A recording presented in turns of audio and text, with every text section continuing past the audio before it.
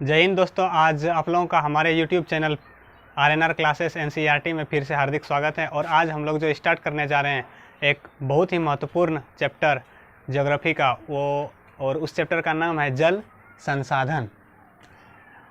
क्या है? जल संसाधन। अगर इंग्लिश में इसको रूपांतरित करके देखें तो आता है वाटर रिसोर्सेज। जैसा कि आप लोग संसाधन से क्लास 10 से ही परिचित है कि वे सभी वस्तुएं जो हमारे उपयोग के लिए आवश्यक है वो क्या कहलाते हैं? संसाधन कहलाते हैं। मतलब अधिकतम वस्तुएं जो हम लोगों को दिखाई पड़ते हुए क्या है? संसाधन है। तो इसके बारे में जो हम लोग मतलब एक संसाधन मुख्य रूप से जो पढ़ने जा रहे हैं वो कौन सा संसाधन है? जल संसाधन। जल संसाधन जो आते हैं वो चक्रीय संसाधन के रूप में आते हैं, क्योंकि आप लोग पहले से जानते हैं कि जल का जो आवागमन होता है पृथ्वी और वायुमंडल के बीच एक चक्र के रूप में होता है, जिसे क्या कहते हैं? जल चक्र, यानी वाटर साइकिल। इसमें क्या होता है?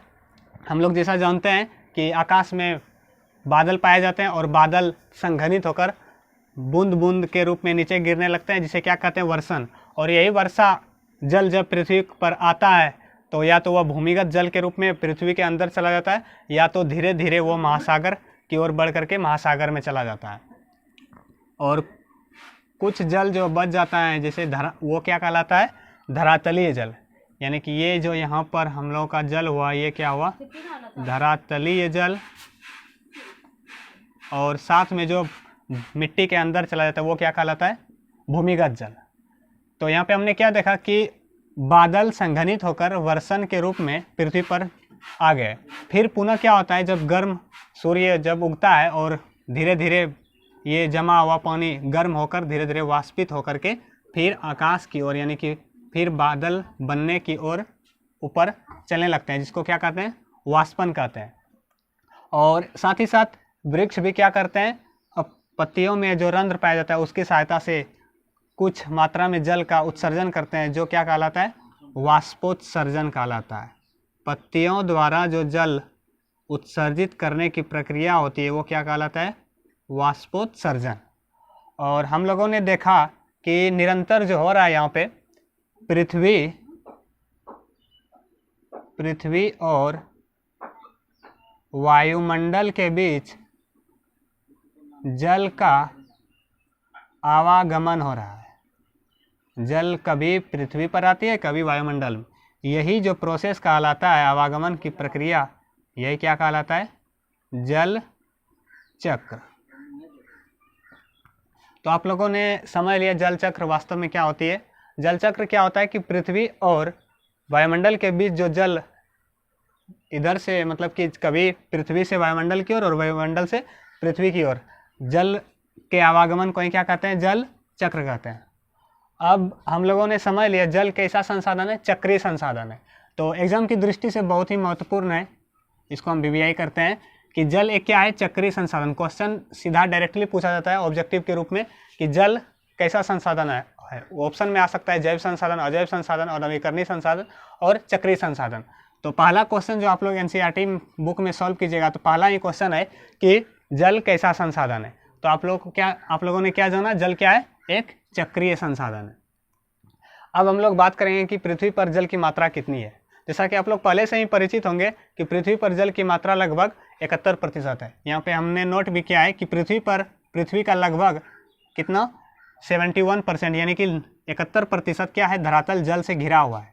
लेकिन आश्चर्यजनक बात है कि पृथ्वी पर 71% जल होने के बावजूद भी भारत में पेयजल की समस्या बहुत जटिल है। वो कारण क्या है उसको समझते हैं। होता क्या है कि जल जितने भी पृथ्वी पर मौजूद होते हैं उसमें से 97% जो जल होता है वो क्या होता है? लवण जल।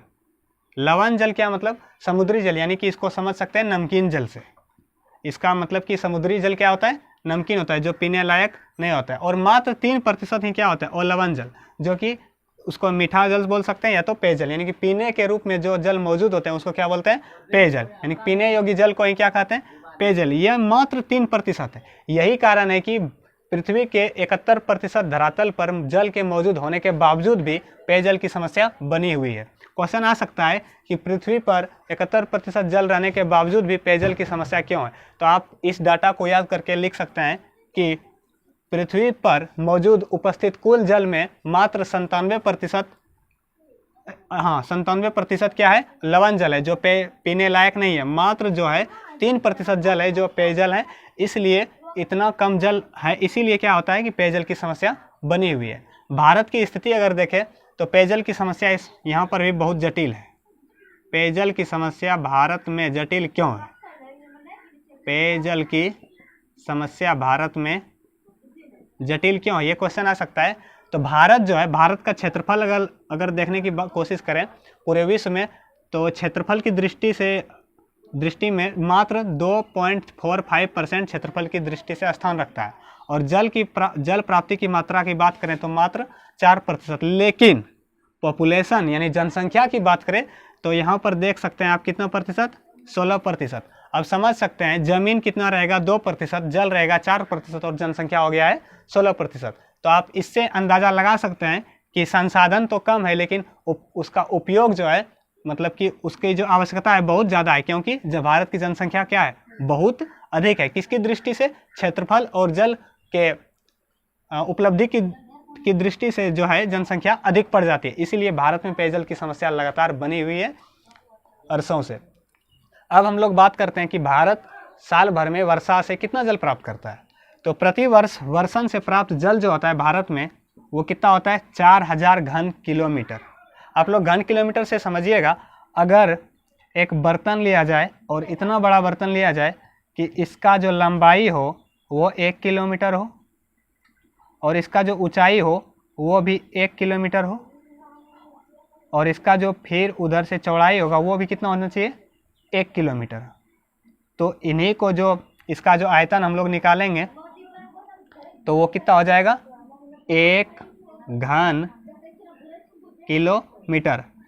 मतलब कि इसमें जो पानी की मात्रा होगी वो उसका आयतन कितना होगा, 1 घन किलोमीटर।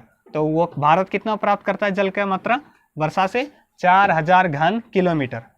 और बात करें 4000 घन किलोमीटर में से भारत में जो जल धरातल पर बचा हुआ रहता है या प्राप्त होता है वो मात्र कितना होता है, 1869 घन किलोमीटर। यानी कि धरातली या पुनः पूर्ति योग्य भौम जल वो कितना होता है, 1869 घन किलोमीटर।